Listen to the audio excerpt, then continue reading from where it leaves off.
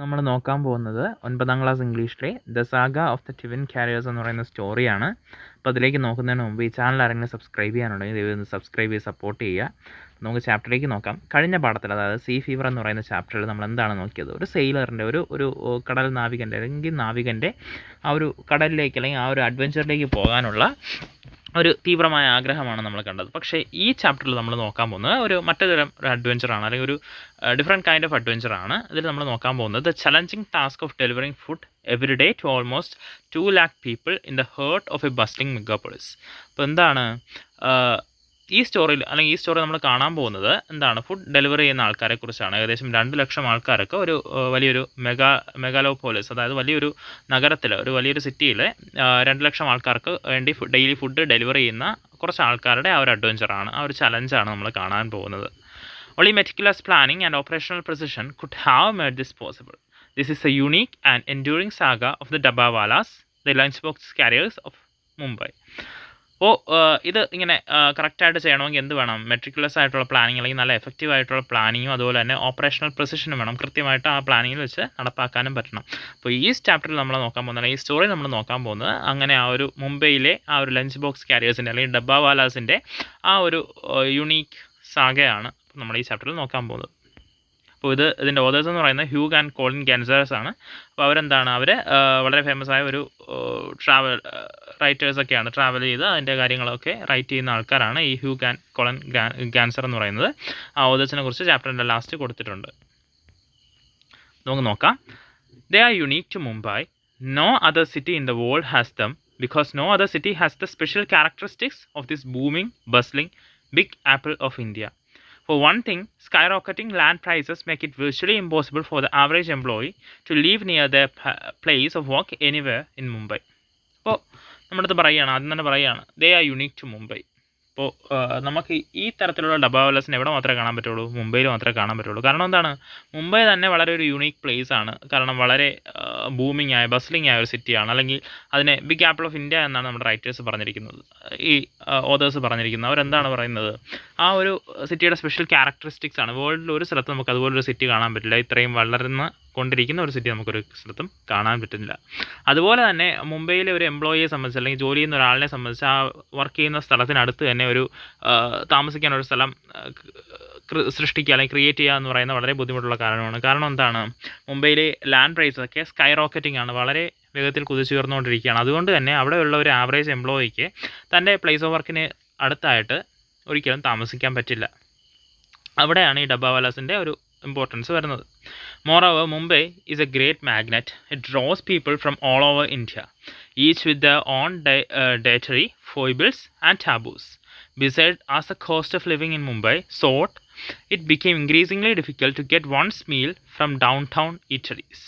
And since we Indians have not yet taken to sandwiches, salads and cold cuts, or even cold food in general, the great army of Mumbai's workers are left with just 2 options. ഇപ്പോൾ എന്താണ്? അതിന് പുറമെ മുംബൈയിലേക്ക് ഇന്ത്യയിൽ മുഴുവൻ സ്ഥലത്ത് നിന്നും എന്താണ് ആളുകൾ ആകർഷിക്കപ്പെടുന്നുണ്ട്. മുംബൈയിലേക്ക് ആളുകൾ ഒരു മാഗ്നറ്റിലേക്ക് ആകർഷിക്കുന്ന ഇതുപോലെ എത്തുകയാണ്. അപ്പോൾ അവരുടെ ആ ഒരു എത്തുന്ന ആൾക്കാർക്ക് പലതരത്തിലുള്ള ഒരു ഇൻട്രസ്റ്റ് കാണും. അതൊക്കെ ഒരുപോലെ മെയിൻറ്റെയിൻ ചെയ്യാൻ ബുദ്ധിമുട്ടായിരിക്കും. കാരണം അവർക്ക് ഓരോ സ്ഥലത്തേക്ക് പോയി ആ ഒരു ഫുഡ് കഴിക്കുക എന്നുള്ളത് ബുദ്ധിമുട്ടായിരിക്കും. അതുപോലെ തന്നെ നമ്മുടെ ഇന്ത്യക്കാർക്ക് എന്താണ് സാൻഡ്വിച്ചും സലാഡും കോൾഡ് കട്ട്സും അല്ലെങ്കിൽ കോൾഡ് ഫുഡ് തന്നെ ഒരിക്കലും ജനറൽ ആയിട്ടില്ല, അല്ലെങ്കിൽ നമ്മൾ എപ്പോഴെപ്പോഴും യൂസ് ചെയ്യാറില്ല. അപ്പോൾ അങ്ങനെ ഇരിക്കെ നമുക്ക് മുംബൈയിൽ ഇങ്ങനെ ഒരു വലിയൊരു സിറ്റിയിൽ പല സ്ഥലത്തു നിന്ന് ആളുകൾ വരുമ്പോൾ എന്താണ് അങ്ങനെ ഒരു ഫുഡിൻ്റെ കാര്യങ്ങൾ പ്രശ്നമായിട്ട് വരും. അപ്പോൾ ആ ഒരു മുംബൈയിലെ ആ ഒരു സാധാരണ വർക്കേഴ്സിനെ സംബന്ധിച്ച് അവർക്ക് മുന്നിൽ 2 ഓപ്ഷൻസ് മാത്രമാണ് ഉള്ളത്. Starve all through the working day, a dream of having someone deliver you a hot, home-cooked meal to your office. An impossible dream. But then Mumbai is a city where many impossible dreams have become reality. And this one did enter the Dabbawalas. അപ്പോൾ 2 options ആണ്. ഒന്നെങ്കിൽ ആ working day മുഴുവൻ stove ചെയ്തിരിക്കുക, വിശന്നിരിക്കുക, അല്ലെങ്കിൽ എന്ത് ചെയ്യുക, ആരെങ്കിലും ആ ഒരു നിങ്ങളുടെ വീട്ടിൽ വെച്ച് ആ ഒരു ഹോം കുക്ക്ഡ് മീൽ എത്തിച്ചു തരും എന്ന് സ്വപ്നം കാണുക. അപ്പോൾ വേറൊരു സിറ്റിയെ സംബന്ധിച്ചാണെങ്കിൽ അതൊരു ഇമ്പോസിബിൾ ഡ്രീമാണ് നമുക്ക് വിചാരിക്കാം. കാരണം ആ ഒരു നമ്മൾ വീട്ടിൽ വെച്ച ഫുഡ് നമുക്ക് വേണ്ടി ഡെലിവർ ചെയ്യുന്ന എന്ന് പറയുന്നത് ഒരു ഇമ്പോസിബിൾ ഡ്രീമാണെന്ന് നമുക്ക് ചിന്തിക്കാം. പക്ഷേ മുംബൈ എന്ന് പറയുന്നത് വളരെ നമുക്ക് ഇമ്പോസിബിൾ ആണെന്ന് തോന്നിയ ഡ്രീംസ് പലതും റിയാലിറ്റി ആക്കിയ നഗരമാണ് മുംബൈ എന്ന് പറയുന്നത്. അതുപോലെ തന്നെ ഇതും റിയാലിറ്റി ആകുകയാണ്. അതായത് നമ്മുടെ ഹോമിൽ വെച്ച് ആ ഒരു ഹോം മെയ്ഡ് ഫുഡ് എന്ത് ചെയ്യുന്നു, നമ്മുടെ വർക്ക് പ്ലേസിലേക്ക് ഡെലിവറി ചെയ്യാൻ വേണ്ടിയിട്ട് ആളുകൾ ഉണ്ടാകുന്നു. അവിടെയാണ് ആ ഡബ്ബാവാലാസ് എൻട്രി ചെയ്യുന്നത്. അതായത് ആ ഡബ്ബാവാലാസ് ആണ് ആ ഒരു ഫുഡ് വീട്ടിൽ നിന്ന് ആ ഒരു വർക്കിംഗ് പ്ലേസിലേക്ക് ഡെലിവർ ചെയ്യുന്നത്. As former Mumbai cars, we had seen these food couriers hustle on board our commuter trains, rush off at terminuses, and trot through crowded roads carrying coffin-sized crates laden with lunches. They were as much a part of the Mumbai scene as the black cabs with yellow tops. അപ്പോൾ ഒരു മുംബൈക്കാരനെ സംബന്ധിച്ചിടത്തോളം എന്താണ്, നമുക്ക് അവിടെ എല്ലായിടത്തും ഈ ഒരു ഇങ്ങനെയുള്ള ഫുഡ് ക്യാരിയേഴ്സിനെ കാണാൻ പറ്റും. ആ ഒരു എല്ലാ പ്ലേസിലും, അതായത് റഷിങ് ആയിട്ട് നമ്മുടെ ആ ഒരു തിരക്കുള്ള എല്ലാ സ്ഥലങ്ങളിലും ഇങ്ങനെയുള്ള ഒരു ഡബ്ബാവാലാസിനെ നമുക്ക് കാണാൻ പറ്റും. മുംബൈയിൽ നമ്മൾ സ്ഥിരമായിട്ട് കാണുന്ന ആ ഒരു ബ്ലാക്ക് ക്യാബ്സ്, ആ ഒരു കാറുകൾ, ആ ഒരു കറുത്ത ടാക്സി കാറുകൾ, മുകളിൽ മഞ്ഞ കളറുള്ള ആ ഒരു കറുത്ത ടാക്സി കാറുകളെ പോലെ ഡബ്ബാവാലാസിനെ നമുക്ക് എന്ത് ചെയ്യാം, അവിടെ എല്ലാം കാണാൻ കഴിയും. In the year 1890, an old Parsi lady in the suburb of Dadha spoke to Mahadhu Iwashi Bacha. She wanted him to help her to get a tiffin carrier across to her husband, who worked in the commercial herd of Bombay. As the city was called then, that was the start of Dabbawalas. From those humble beginnings, this self-made Indian organization has grown into a huge network whose incredible efficiency has won the admiration of international business schools and even Prince, now King Charles of England.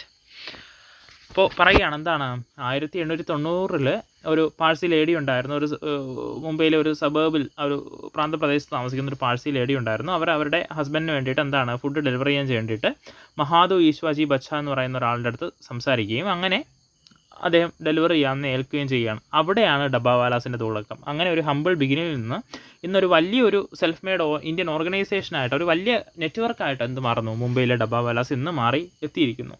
അതിന് കാരണം അവരുടെ efficiency തന്നെയാണ്. Incredibly efficient ആണ് മുംബൈയിലെ ഡബ്ബാവാലാസ് എന്ന് പറയുന്നത്. കൃത്യസമയത്ത് എത്തിയിരിക്കും. അതാണ് ഇൻക്രെഡിബിളി എഫിഷ്യൻ്റ് ആണ് മുംബൈയിലെ ഡബ്ബാവാലാസ് എന്ന് പറയുന്നത്. അപ്പോൾ ഇത് ലോകത്തെ പല സ്ഥലത്തുമുള്ള ആ ഒരു ഇൻ്റർനാഷണൽ ബിസിനസ് സ്കൂൾസിൻ്റെയും ആ ഒരു എഫിഷ്യൻസിയും അതുപോലെ തന്നെ കൃത്യമായ പ്ലാനിങ്ങും ഒക്കെ ഇൻ്റർനാഷണൽ ബിസിനസ് സ്കൂൾസിൻ്റെയും അതുപോലെ തന്നെ ഇപ്പോഴത്തെ ബ്രിട്ടീഷ് രാജാവായ കിങ് ചാൾസിൻ്റെയൊക്കെ അഡ്മിറേഷന് കാരണമായിട്ടുണ്ട്. അദ്ദേഹം വരെ ഈ ഒരു ഡബ്ബാവാലാസിൻ്റെ പെർഫോമൻസിൽ അതിശയപ്പെട്ടിട്ടുണ്ട്. On a humid day in March, to the crash of carriers laden crates called trays being deposited on the pavement, the clang of tiffin carriers being sorted out office-wise, and the announcements from the railway station, we spoke to the president and the members of the Mumbai Tiffin Box Suppliers Association. അപ്പോൾ എന്താണ്, on a humid day in മാർച്ചിലെ ഒരു ദിവസമാണ് അവിടെ ആ ഒരു ഡബ്ബാവാലാസ് തങ്ങളുടെ ആ ഒരു സ്വസിദ്ധമായ ട്രേസിലൊക്കെ ലഞ്ചൊക്കെ ഡിപ്പോസിറ്റ് ചെയ്ത് പോകുന്നത് നമുക്ക് കാണാൻ പറ്റും. അപ്പോൾ ഒരു ദിവസം ഇദ്ദേഹം എന്ത് ചെയ്യുകയാണ്, ആ ഒരു റെയിൽവേ സ്റ്റേഷൻ അടുത്തുള്ള ആ ഒരു മുംബൈ ടിഫിൻ ബോക്സ് സപ്ലയേഴ്സ് അസോസിയേഷൻ്റെ പ്രസിഡൻ്റ് അടുത്ത് സംസാരിക്കുകയാണ്. How many Dabbawalas are there today? There are 1,500 plying the Western Railway, 1,500 on Central Railway. This station, Churchgate, is on the Western Railway. We have 2 lakh customers and they are growing. ഇപ്പോൾ പറയുകയാണ് എന്താണ്, ഏകദേശം 3,500 ആളുകൾ ആ ഒരു western റെയിൽവേയുടെ അടുത്തുണ്ട്, 1,500 പേര് സെൻട്രൽ റെയിൽവേയുടെ അടുത്തുണ്ട്. പിന്നെ ഈ സ്റ്റേഷൻ ചർച്ച്ഗേറ്റ് ഇതെല്ലാം വെസ്റ്റേൺ റെയിൽവേയിലാണ്. അപ്പോൾ ഏകദേശം 2 ലക്ഷം കസ്റ്റമേഴ്സിന് നമുക്ക് എന്ത് ചെയ്യണം, ഈ ഒരു ഫുഡ് എത്തിക്കണം. Really in spite of fast food eaters, you can't live on fast food. What time do you pick up the food? The earliest is at 8 in the morning. If it is not ready, we leave, but we give the customer one more chance. The next time it is delayed, we remove them from our list. We deliver to the office by 1 p.m. sharp or earlier. We collect by 2 p.m. If late, we leave. Again, only one more chance. We deliver empty tiffin boxes to customers by 5:30 in the evening. Latest, we charge about 500 per customer every month. Another member chimed in, I collect tiffin carriers from 20 flats in Andheri. That's so far away. പറയുകയാണ് എന്താണ്, ഇവിടെ നമ്മൾ സംസാരിക്കുകയാണ്. അപ്പോൾ ഈ fast ഫുഡിൻ്റെ ഈറ്ററീസിന് അല്ലെങ്കിൽ fast food കഴിക്കുന്ന ആൾക്കാരുടെ ഇടയിലും ഈ ആ ഒരു സമയത്തും ഈ 2 ലക്ഷം കസ്റ്റമേഴ്സ് ഉണ്ടോ എന്ന് അദ്ദേഹം ചോദിക്കുകയാണ്. അപ്പോൾ നമ്മുടെ ആ ഒരു അസോസിയേഷൻ്റെ പ്രസിഡന്റ് തിരിച്ച് പറയുന്നത് എന്താണ്, ഫാസ്റ്റ് ഫുഡ് വെച്ച് നമുക്ക് ജീവിക്കാൻ പറ്റില്ലല്ലോ എന്നൊക്കെ പറഞ്ഞ് അവർ എത്ര സമയത്താണ് കളക്ട് ചെയ്യുന്നതൊക്കെയുള്ള ചോദ്യങ്ങൾ ചോദിക്കുകയാണ്. അപ്പോൾ രാവിലെ ഏകദേശം 8 മണിക്കാണ് കളക്ട് ചെയ്യുന്നത്. ഇപ്പോൾ ലേറ്റായി കഴിഞ്ഞാൽ ഒരു ചാൻസ് കൂടെ കൊടുക്കും. പിന്നെയും ഒരു ദിവസം ലേറ്റായി കഴിഞ്ഞാൽ എന്ത് ചെയ്യും, ആ ഒരു ലിസ്റ്റിൽ നിന്ന് റിമൂവ് ചെയ്യും. പിന്നെ ഉച്ചയ്ക്ക് 1 മണിക്ക് അല്ലെങ്കിൽ 2 മണിയോട് അടുപ്പിച്ചൊക്കെ എടുക്കും. അത് കഴിഞ്ഞിട്ട് ലീവ് ചെയ്യും. എന്താണ് തിരിച്ച് ആ ഒരു 5:30 ആകുമ്പോൾ ആ ഒരു എംപ്റ്റി ടിഫിൻ ബോക്സസ് കൊണ്ട് കൊടുക്കും. അപ്പോൾ ഏകദേശം 500 രൂപയാണ് കളക്ട് ചെയ്യുന്നത്. പെർ കസ്റ്റമറിൽ നിന്നും ഒരു മാസം 500 രൂപയാണ് കളക്ട് ചെയ്യുന്നത്. അപ്പോൾ അടുത്ത ആൾ വന്ന് പറയുകയാണ്, ഞാൻ അന്ധേരിയിലെ ഫ്ലാറ്റിൽ നിന്നും 20 ഫ്ലാറ്റുകളിൽ നിന്നും ഫുഡ് കളക്ട് ചെയ്യുന്നുണ്ട്, അത് വളരെ ദൂരെയാണെന്നൊക്കെ വേറൊരാൾ വന്ന് സംസാരിക്കുന്നുണ്ട്. How many fit into a tray? 40 to 45. A laden tray weighs 85 to 100 kilos and there are 5 changing points where we offload the tray from the train, change them into other trays and then change them again. It has all been done very fast, very accurately. അപ്പോൾ ചോദിക്കുകയാണ്, എത്ര എന്താണ് trail എത്ര കൊള്ളും, ആ ഒരു Laden trail എത്ര tiffin boxes കൊള്ളുമെന്ന് ചോദിക്കുകയാണ്. അപ്പോൾ ഉത്തരം പറയുന്നതാണ് 40 to 45, 40-45 ടിഫിൻ ബോക്സസ് കൊള്ളും. അതുപോലെ തന്നെ ഒരു ലാഡൻ ട്രെയിൽ ഏകദേശം 85 മുതൽ 100 കിലോ വരെ ആ ഒരു ടിഫിൻ ബോക്സൊക്കെ വെച്ചതിന് ശേഷം വെയിറ്റ് കാണും. അപ്പോൾ 5 ചേഞ്ചിങ് പോയിൻറ്റ്സ് ഉണ്ട്. ആ 5 സ്ഥലത്തെത്തിയിട്ട് വീണ്ടും അത് മറ്റൊരു ട്രെയിലേക്കൊക്കെ മാറ്റി അത് വളരെ അക്യുറേറ്റ് ആയിട്ട് അത് ഡിസ്ട്രിബ്യൂട്ട് ചെയ്യുകയാണ് ചെയ്യുന്നത്. How do you know which tiffin carriers goes into which tray? We have alphanumerical markings on every tiffin carrier indicating the location of the flat, the changing points, the delivery points, the dabawalas involved. അപ്പോൾ അടുത്ത ചോദിക്കുകയാണ്, എന്താണ് എങ്ങനെയാണ് ഈ tiffin ക്യാരിയേഴ്സൊക്കെ എന്താണ് കൃത്യമായ trail എപ്പോൾ എത്തണം, എവിടെ എത്തണം എന്നൊക്കെ കൃത്യമായിട്ട് അറിയുന്നത് എങ്ങനെയാണെന്ന് ചോദിക്കുന്നു. We have alpha numerical markings. അദ്ദേഹം പറയുന്നതാണ് ആൽഫ ന്യൂമറിക്കൽ മാർക്കിങ്സ് ഒക്കെ നമ്മൾ ചെയ്യുന്നുണ്ട്. അതായത് ലെറ്റർ നമ്പർ മാർക്കിങ്സ് ഒക്കെ യൂസ് ചെയ്യുന്നുണ്ട്. അത് വെച്ചിട്ട് ആ ഒരു ടിഫിൻ ക്യാരിയേഴ്സ് എവിടെയാണ് ഫ്ലാറ്റ് ഏത് ഫ്ലാറ്റിൽ നിന്നാണ് അല്ലെങ്കിൽ ഏത് ലൊക്കേഷനിൽ നിന്നാണ് ഇത് കളക്ട് ചെയ്യേണ്ടത്, എവിടെയൊക്കെയാണ് ചേഞ്ചിങ് പോയിൻറ്റ്സ്, എവിടെയൊക്കെയാണ് ഡെലിവറി പോയിൻറ്റ്സ്, ഏതൊക്കെ ഡബ്ബാവാലാസാണ് ഇൻവോൾവ് ചെയ്തിരിക്കുന്നത് എന്നൊക്കെയുള്ളത് അറിയാൻ പറ്റും. Who work out this system for you? We did. Can your MBAs do it? Never. In fact, they have often asked us to explain it to them. Even Prince Charles did. We sent him a present for his wedding, and we have a letter from him to prove it. Our system is flawless. അപ്പോൾ പറയുകയാണ്, എന്താണ് നമ്മൾ തന്നെയാണ് ഈ system ഉണ്ടാക്കിയത്, MBAക്കാരെ വിളിക്കാൻ പറ്റില്ലല്ലോ എന്നൊക്കെ തമാശ രൂപേണ പറയുകയാണ്. അതുപോലെ തന്നെ പറയുന്നത് എന്താണ്, അവർ തന്നെ വന്ന് ഈ സിസ്റ്റത്തിൻ്റെ വർക്കിംഗ് എങ്ങനെയാണെന്ന് പഠിക്കുന്നുണ്ട്. അതുപോലെ തന്നെ ഇവൻ പ്രിൻസ് ചാൾസ് വരെ ഞങ്ങൾക്ക് ഇതിൻ്റെ വർക്കിങ്ങിനെ പറ്റി ആ ഒരു സിസ്റ്റം ഫ്ലോലെസ് ആണ്, അതല്ലെങ്കിൽ ഒരു വളരെ എഫിഷ്യൻ്റ് ആണെന്നൊക്കെ അദ്ദേഹവും കമൻറ്റ് ചെയ്തിരുന്നു. അദ്ദേഹത്തിൻ്റെ വെഡ്ഡിങ്ങിന് നമ്മളൊരു ഗിഫ്റ്റ് പ്രസൻറ്റ് അയച്ചിരുന്നു. തിരിച്ച് അദ്ദേഹം ഒരു ലെറ്ററൊക്കെ തന്നിട്ടുണ്ട്, അത് പ്രൂവ് ചെയ്യാനെന്നൊക്കെ പറഞ്ഞ് പറയുകയാണ്. How old is the oldest dabbawala? അടുത്ത ചോദ്യം എന്താണ്, ഏറ്റവും പ്രായം കൂടിയ ഡബ്ബാവാലയ്ക്ക് എത്ര വയസ്സായി എന്നുള്ളതാണ്. That's Bhikhaji. He's 74 years old and he has been working for 50 years. The youngest is 21. ഏറ്റവും പ്രായം കൂടിയ ആളുടെ പേര് ബിക്കാജി എന്നാണ്. ഏകദേശം 74 വയസ്സ് പ്രായമുണ്ട്. അദ്ദേഹം 50 വർഷമായിട്ട് വർക്ക് ചെയ്യുകയാണ്. യങ്ങസ്റ്റിന് എത്രയുണ്ട്? 21 years ആണ് age. We watched fascinated as the tray arrived and were sorted